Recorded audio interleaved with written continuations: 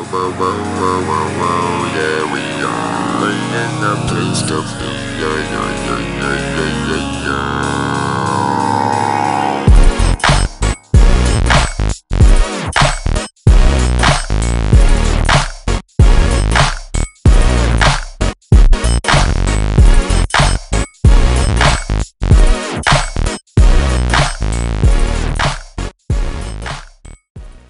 Olá a todas, todos e todes.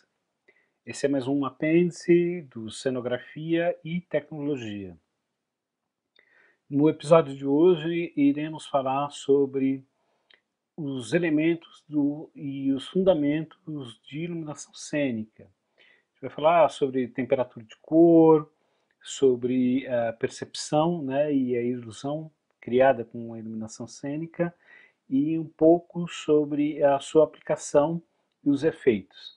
Então, a partir disso que a gente começa a construir a linguagem narrativa da iluminação cênica. Espero que todos vocês gostem. Um abraço, até mais. Ok, para mim chegou, que está gravando, então vamos tocando. Hoje a nossa aula para falar um pouquinho sobre aspectos, a gente falou um pouquinho dos aspectos artísticos na semana passada, a gente foi falando da questão da linguagem com um aspecto artístico, e a gente vai voltar um pouquinho nos aspectos técnicos da imagem. No caso, a gente vai falar sobre iluminação, né, que é um assunto específico, porque a fotografia, no contexto geral e no contexto mais amplo, né, do que a gente identifica como fotografia, é a presença, é o registro da luz na câmera, né? O registro da luz na película, antigamente no cinema, mas hoje em dia na câmera continua sendo essa questão da relação da luz, né, e do espaço, né, e de como a gente convive dentro desse espaço e tudo mais. Então, eu vou apresentar para vocês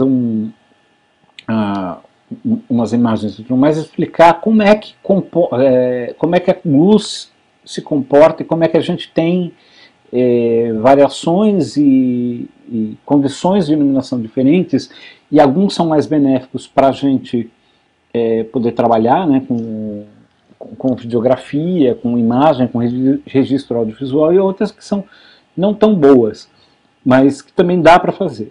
Aí a questão no final, dizer que, assim, independente das condições que a gente tem agora no momento, ou que possa ter no futuro, é que é possível fazer uma boa captura, é possível fazer uma boa luz, mesmo com poucos recursos, ou com recursos que sejam adaptados, ou que sejam improvisados.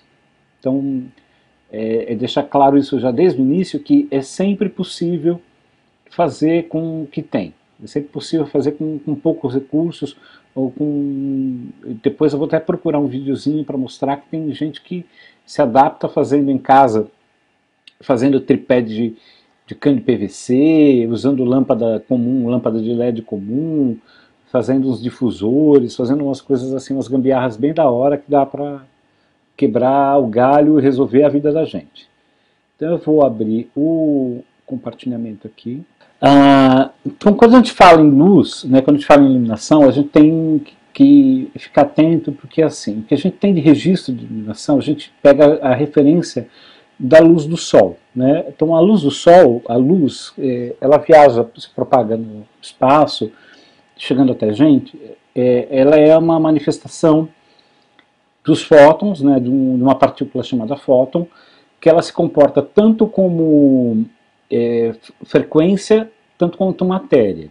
Tem alguém que manja de física aqui, ou todo mundo mais ou menos? Eu manjo um pouquinho, né? Então, para dizer assim, então o aspecto de luz, ele vem carregado, ele tem uma frequência, né, que a gente enxerga dessa frequência inteira da luz, da radiação, da projeção dos fótons, somente uma parte que é estreita, que é uma camada estreita dessa projeção de luz, que é o que a gente chama de espectro visível da luz, né, que vai do final do infravermelho até o comecinho do ultravioleta. A gente já ouviu falar essas expressões ultravioleta, porque a gente, quando compra protetor solar, a gente vai proteger da radiação ultravioleta, né? E o infravermelho, quando fala aquela câmera que captura no escuro, né, que faz a captura de imagem escuro, ela tem um emissor de infravermelho, ela captura a, a radiação do infravermelho no espaço, né? Que fica aquela imagem toda verde, e às vezes você tem, principalmente naquelas câmeras que medem a temperatura, né? Ela capta a radiação de infravermelho, que equivale ao quê? A temperatura, a cor, né? Então, a gente tem essa variação, e dentro dessa variação a gente tem todos os aspectos, as frequências dos aspectos de cor, né? Então a gente tem a cor vermelha, a laranja, o amarelo, o verde, o azul clarinho, aí tem o azul marinho e o violeta, né? O roxo e o violeta.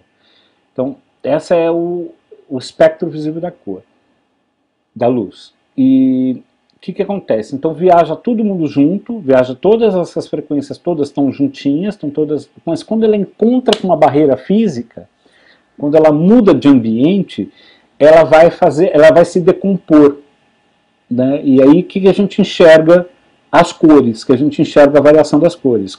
Então quando a luz bate nas gotas de chuva, no lugar que está caindo, que você está andando, né, vendo de longe, que você vai ver o arco-íris, essa decomposição das cores é porque leva mais tempo para a luz passar por uma área e menos tempo para ela passar por outra. Então você vê a variação da decomposição de cor, que vai do vermelho para o azul, né, para o violeta, passando por essas 7, que são as 7 principais, né, espectros de radiação, que dá para ser que tem uma linha de divisão bem visível, né? Mas você tem as variações que são as intermediárias, né? Assim como você está vendo nessa imagem. Só que o que é importante para a gente saber na questão da captura e na questão da feitura de um audiovisual é que a gente tem temperaturas de cores diferentes. Que não quer dizer que é temperatura física, mas é uma temperatura que a gente aproxima, né, por analogia, que as cores quentes são aquelas mais próximas da cor do fogo e as cores frias são mais próximas daquelas da cor do tom do céu ou da cor da água.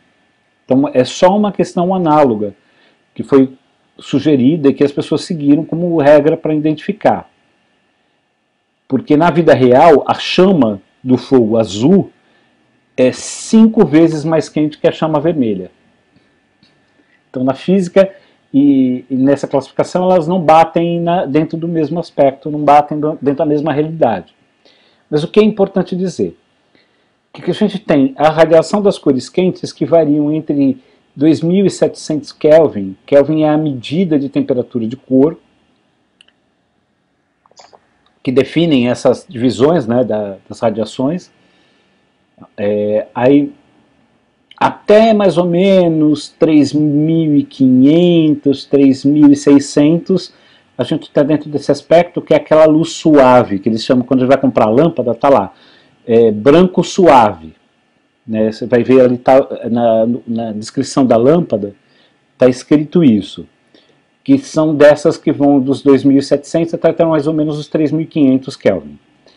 Aí a gente vai ter dos 4.000 kelvins até mais ou menos 5.500, 5.600, essa outra faixa de cor que são as brancas neutras, né? Que são as brancas que parecem que são brancas mesmo, que a gente não tem uma variação, que não tem uma projeção de cor, não vão nem para o laranja, nem para o avermelhado, mas que se assemelham com isso. E aí acima dos 5.600, até 7.400, e que já aí fica invisível, né? Mas aí nessa faixa, que a faixa de corte principal é 6.500, a gente vai tendo uma luz que é assim, que é uma luz fria, que é uma luz que puxa a radiação do azulado. O que é importante dizer com isso com relação à captura e às câmeras? A câmera, o que parece ser muito branco para os nossos olhos, que parece ter muita luz para os nossos olhos, dentro da nossa sensibilidade, para a câmera não. Para a câmera está ok, está tranquilo. É onde ela começa, a imagem começa a ficar confortável para a câmera, que você começa a enxergar ela com bastante definição. Então nem sempre a condição ideal é aquilo que você acha, vamos por exemplo, você olha um ambiente e fala, não, está super bem iluminado e tudo mais, mas para a câmera não está. Você precisa acrescentar mais luz, precisa acrescentar mais brilho. Então aqui, ó, esse recorte, essa imagem, ela demonstra exatamente a diferença da captura para a câmera, para a lente de uma fotografia, a questão da intensidade, da mudança de radiação e intensidade da luz, né? O quanto muda na definição. Não existe certo ou errado nesse critério, não existe uma coisa, isso aqui está certo, isso aqui está errado, porque para cada caso, e dependendo do efeito que você quer criar e aquilo que você quer produzir, uma coisa vai servir e a outra não. Então, mas é para entender que essa variação de temperatura, de cor das lâmpadas produz esse efeito e se não é o defeito desejado, então tem como corrigir, né? Ou mudando por uma mais quente ou mais fria, né? Ou acrescentando o volume de intensidade de luz. Então, para entender, porque isso muda a questão da recepção e da percepção que nós temos com relação à luz. A gente foi, durante a nossa evolução como espécie, se adaptando ao nosso ambiente, se adaptando ao nosso planeta, com a presença da luz solar, né, e com as radiações. Então a gente fala assim, mano, por que a luz azul acalma, tranquiliza, por que a luz quente te motiva, por que o vermelho te deixa atento? Então, existem umas explicações, que são explicações da psique, né, que são psicológicas, né, que fazem a gente concluir, mas basicamente pela experiência de que uma cor de um dia, de um céu como o de hoje, que é um céu claro, em alguns lugares já voltaram a chover, mas que nem hoje, amanhã estava um céu muito intenso, uma luz muito intensa. Então você tem aquele azul pálido, claro, uniforme no céu inteiro. Então isso daí é um sinal de um bom tempo, de um bom clima. Então isso te tranquiliza. Então esse azul te conforta, te abraça. Então de repente um incêndio, né, uma quantidade de luz vermelha e tudo mais, aquilo lá te faz ficar intranquilo, atento, né, para corrigir e seguir e assim por diante. Então a gente tem a presença dessas três, que a gente chama de faixas de corte das iluminações, né, da luz, né, como quente, neutra e fria, no próprio dia, na nossa própria experiência com o nosso próprio ambiente. Só que é uma variação, e eu queria perguntar para vocês se vocês conseguem compreender isso olhando a foto, olhando essa imagem. O que difere? Porque no final do dia a gente tem 2700 Kelvin, essa temperatura de luz suave, de luz quente. E no início do dia também a gente tem a mesma intensidade. O que modifica na questão da interpretação de saber o que é dia, o que é noite, o que nos faz identificar e ressaltar essa evidência? A posição do Sol, está esquentado, onde a gente está, essas coisas assim. Mas se você está num ambiente que você não conhece, que você não sabe, de repente te tacaram num furgão com as janelas todas fechadas, te largaram num lugar e você não sabe, não tem noção de horário, como é que você identifica? Não é só a questão da posição, né? Não, o que eu quis dizer com a posição é que, dependendo de onde ele está, você tem a iluminação ou não. A iluminação de diversas formas, então dá para falar que é a iluminação.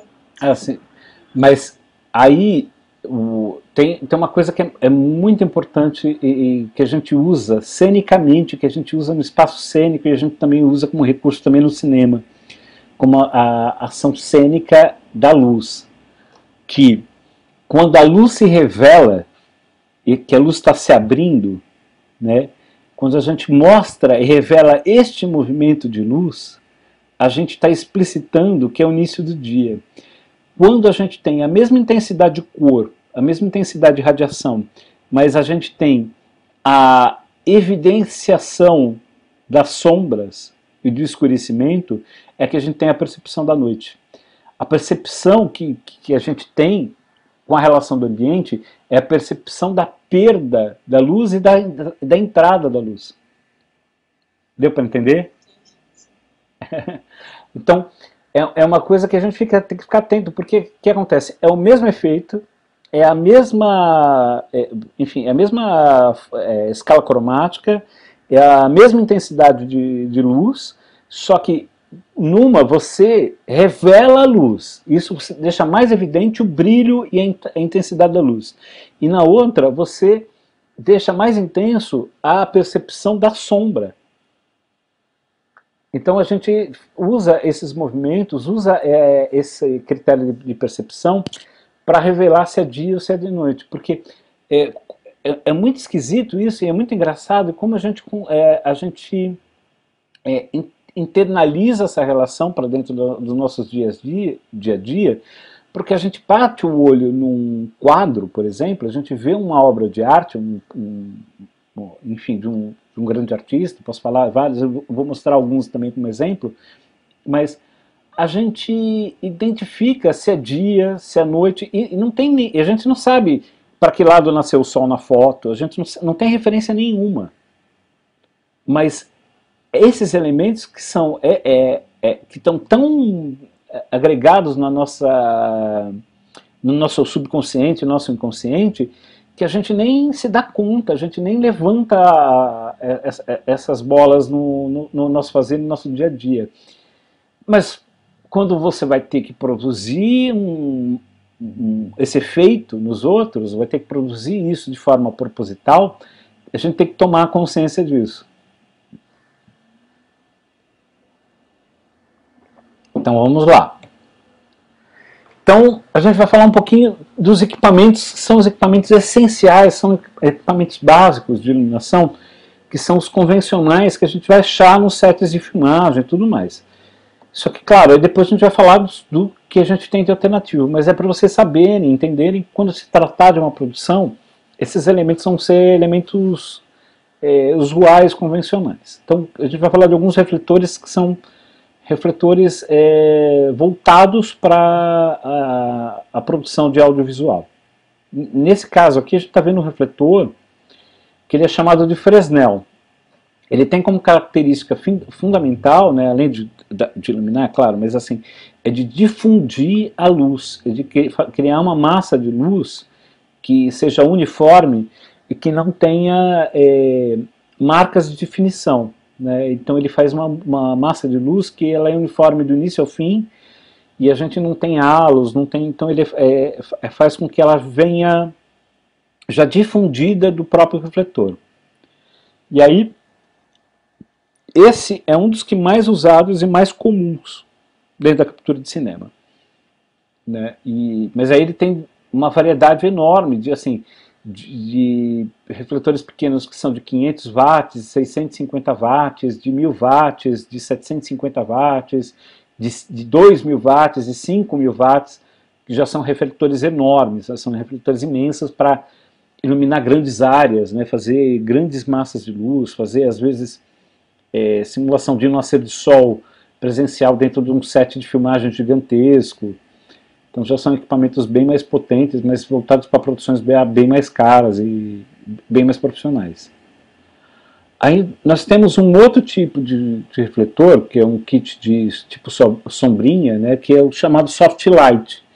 Os soft lights, eles têm exatamente assim, a intenção de criar massas de luz difusas, né, e às vezes rebatidas, às vezes diretas, mas que são, fundamentalmente, eles já chegam numa intensidade muito menor e eles podem ser utilizados de várias formas, tanto para fazer luz frontal direta, quanto para fazer massas de luz para captura de espaço, ou para fazer um chroma key, ou para iluminar um cenário, ou fazer uma área e tudo mais.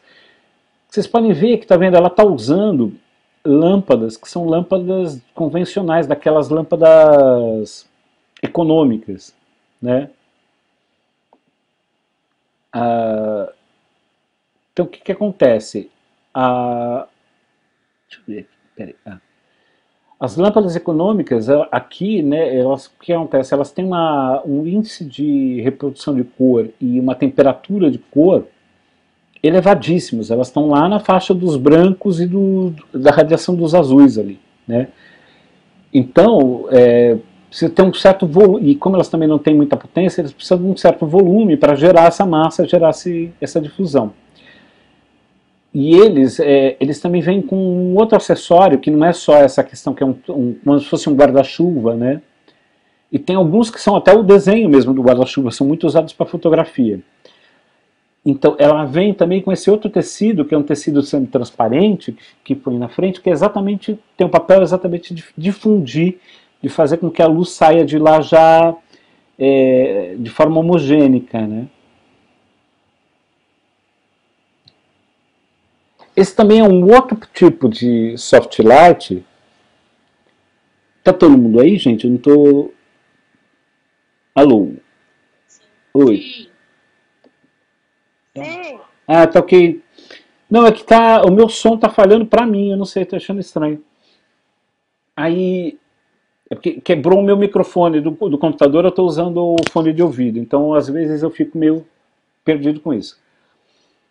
Aí, este refletor, vocês podem ver, né, ele tem, dentro dele, ele tem como se fosse uma parede curvada, que é de um material pintado de branco, né, pode ser um metal pintado de branco, e a lâmpada está dentro da parte de baixo.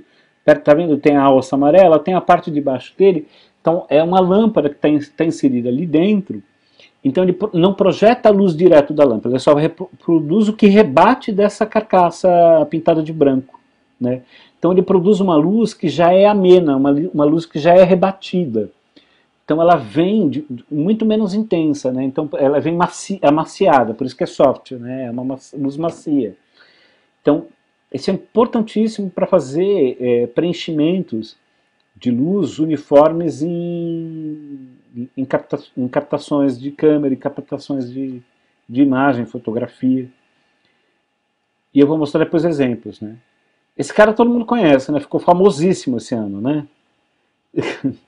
Todo mundo tem o sonho de virar blogueirinha do YouTube, corre atrás de ter um ring light desse. Agora a razão disso é porque ela é uma luz extremamente estética, ela valoriza traços estéticos das pessoas, né? Os traços dos rostos e principalmente como ela vem direta, logo de frente, é muito daquelas luzes de camarim de teatro. Quem já frequentou, quem já entrou num camarim de teatro sabe que você tem... tinha antigamente, acho que hoje em dia nem tanto mais, mas você tinha aquelas lampadinhas em volta do espelho para a pessoa poder se ver de frente, poder se maquiar de forma correta, né? Se enxergando seu próprio rosto sem ter a sombra de cima, né? Então veio dessa mesma solução, veio dessa mesma ideia, os ring lights, né? E é uma febre, você passa em toda loja de Xing Ling, tem uma ring light para vender, né, de produtos importados da China, para vamos ser corretos com eles. Ou de R$1,99. Né? Aí um outro padrão de ring light também, da mesma forma, mas esse é já um pouco mais profissional, já maior e mais potente. Né? Mas a função é exatamente a mesma. E aí vem o que eu falo, a alternativa, né? Para quem quiser ter esse mesmo efeito, mas não está afim de gastar os 250 pilas, eu fui atrás de comprar um que eu precisava para um trabalho, e eu falei, não, de jeito nenhum, não vou comprar isso, R$250 um pequenininho, e eu falei, não vale, o que ele projeta de luz não vale tudo isso. Aí você tem sempre a alternativa de voltar àquilo porque vai produzir exatamente o mesmo efeito. Então isso nada mais é do que de um pedaço de madeira recortado de forma redonda, com os bocais de lâmpada lá e as lampadazinhas. Aí se você pagar R$7 cada lâmpada e mais R$4 de cada bocal e vai gastar mais R$15 de fita, você vai ter um efeito muito mais interessante, muito mais forte do que aquela lampadinha lá. Então, aqui só para demonstrar para vocês, né, então, do que a gente está falando da questão da relação de luz direta, de luz frontal, né, de ring light, né, ela valoriza os traços estéticos, os traços naturais do rosto, né, tirando e eliminando as sombras indesejadas. Claro, com uma boa maquiagem, com uma boa produção, com tudo mais, você consegue o efeito ser muito mais intenso.